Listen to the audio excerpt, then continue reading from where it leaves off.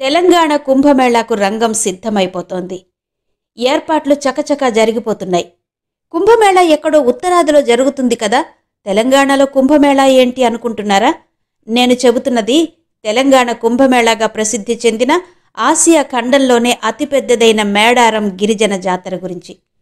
ఇదే మేడారం సమ్మక్క సారలమ్మ జాతర.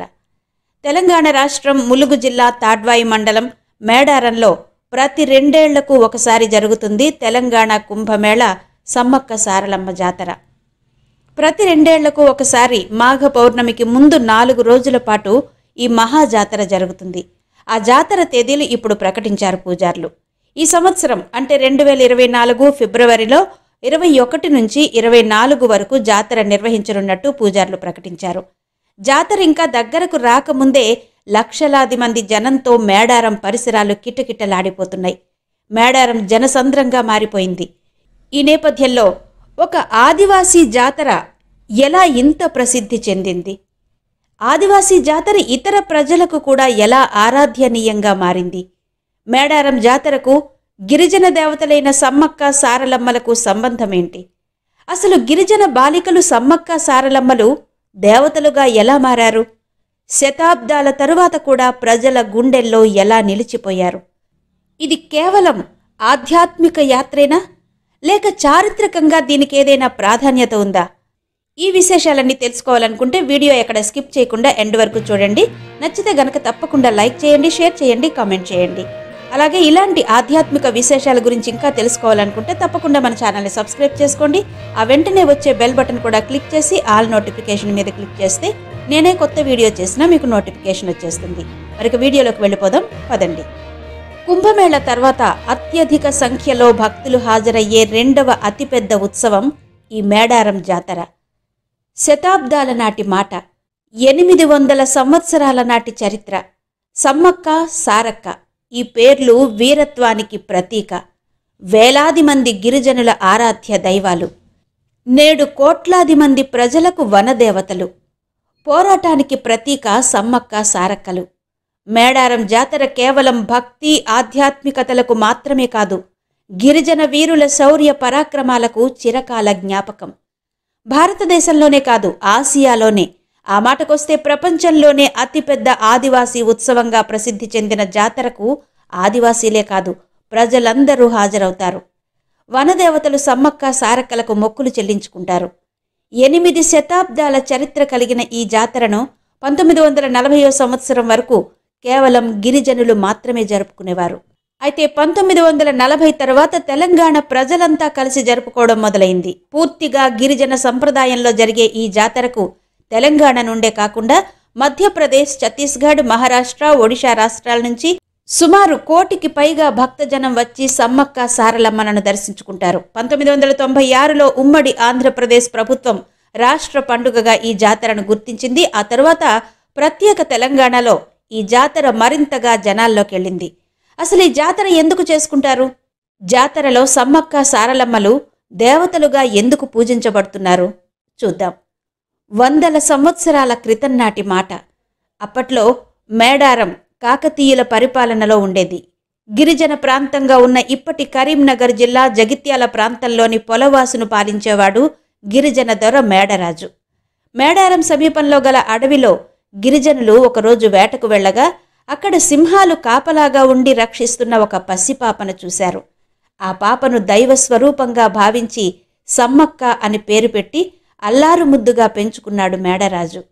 వారి నమ్మకానికి తగ్గట్టే సమ్మక్క కూడా గిరిజనులకు ఏ చిన్న కష్టం వచ్చినా నిజంగా దేవతలాగే తీర్చేదట. మేడరాజు సమ్మక్కను తన మేనల్లుడైన మేడారం పాలకుడు పగిడిద్దరాజుకిచ్చి వివాహం చేశాడు. ఈ దంపతులకు సారలమ్మ, నాగులమ్మ, జంపన్న అనే 3 సంతానం కలిగారు.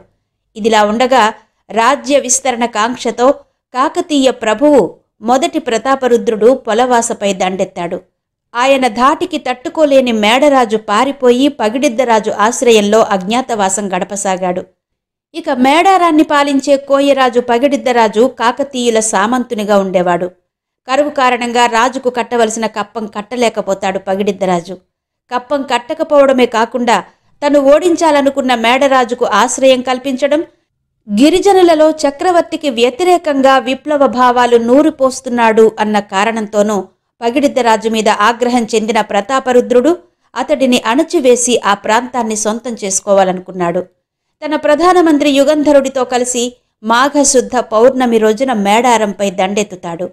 సంపంగివాగు అనే ప్రాంతం దగ్గర భీకర యుద్ధం ప్రారంభమైంది.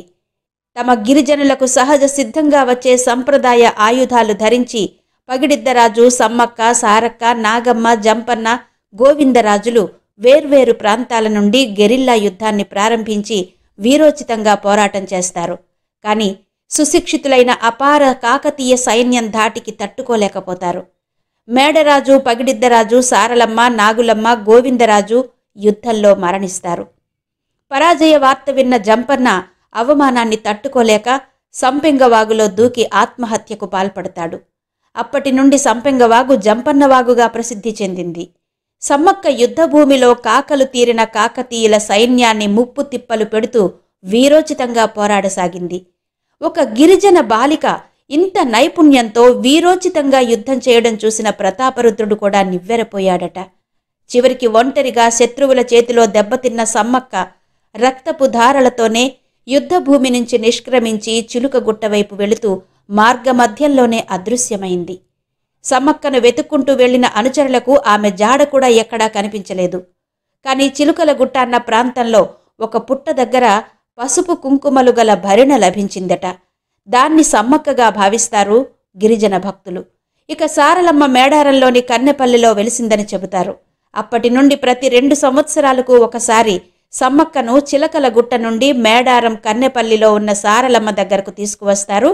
సమ్మక్క, సారలమ్మలకు గద్దెలు అంటే పీఠాలు ఏర్పాటు చేస్తారు. ఈ గద్దెలలో వారిని నిలిపి కొలుచుకుంటారు.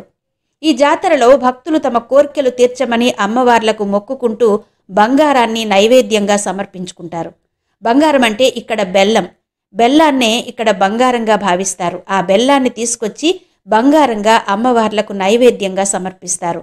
జాతర అయిపోయిన తర్వాత సమ్మక్క, సారలమ్మలను మళ్లీ వారి స్వయంగా వెలిసిన స్థలాలకు చేరుస్తారు. ఇక జాతర విశేషాల విషయానికొస్తే జాతర మొదటి రోజున కన్నెపల్లి నుంచి సారలమ్మను గద్దెకు తీసుకువస్తారు. రెండో రోజున చిలుకలగుట్టలో భరిణ రూపంలో ఉన్న సమ్మక్కను గద్దెపై ప్రతిష్ఠిస్తారు. దేవతలు గద్దెలపై ప్రతిష్ఠించే సమయంలో భక్తులు పూనకంతో ఊగిపోతారు. మూడో రోజు 2 అమ్మవార్లు గద్దెలపై కొలువు తీరుతారు. 4వ రోజు సాయంత్రం దేవతలను 2 తిరిగి వారి వారి స్థానానికి తరలిస్తారు. వంశపారంపర్యంగా వస్తున్న గిరిజనులే ఈ సందర్భంలో పూజారులుగా వ్యవహరిస్తారు. పూర్తిగా గిరిజన సంప్రదాయంలో జరిగే ఈ జాతరకు తెలంగాణ నుంచే కాకుండా మధ్యప్రదేశ్, ఛత్తీస్గఢ్, మహారాష్ట్ర, ఒడిశా రాష్ట్రాల నుంచి కూడా సుమారు 1 కోటికి పైగా భక్తజనం వచ్చి అమ్మవార్లను దర్శించుకుంటారు. ఈ జాతర 1940 సంవత్సరం వరకు చిలుకలగుట్ట మీద గిరిజనులు మాత్రమే జరుపుకునేవారు. రాను రాను జాతరకు వచ్చే జనం పెరుగుతూ ఉండడంతో జాతరను కొండ కింద నిర్వహిస్తున్నారు. కోట్లాది మంది భక్తులు పాల్గొనే ఈ జాతరకు మేడారం వెళ్లలేని ప్రజలు గోదావరి ఖని, జగిత్యాల, కరీంనగర్ నగర శివార్లలోని రేకుర్తి, చింతకుండ, హుజరాబాద్, సిరిసిల్ల ఇలా ఆ ప్రాంతాల్లో వేరువేరు ప్రాంతాల్లో కూడా అమ్మవార్లకు గద్దెలు ఏర్పాటు చేసుకుని వేడుకలు నిర్వహిస్తూ ఉంటారు. వరంగల్ జిల్లా మేడారం వెళ్లలేని వారు ఈ గద్దెల దగ్గరే మొక్కులు చెల్లించుకుంటూ ఉంటారు. ఇక ఈ సంవత్సరం జాతర విషయానికి వస్తే ఈసారి జాతరకు 5 రాష్ట్రాల నుంచి 1.5 కోటి మంది భక్తులు వస్తారని అంచనా. మేడారం జాతరకు ప్రత్యేకంగా 6,000 బస్సులు నడపాలని తెలంగాణ ఆర్టీసీ నిర్ణయించింది. అందులో హైదరాబాద్ నుంచే 2,000 బస్సులు నడుపుతున్నారు. ఇవి మేడారం సమ్మక్క, సారలమ్మల జాతర విశేషాలు.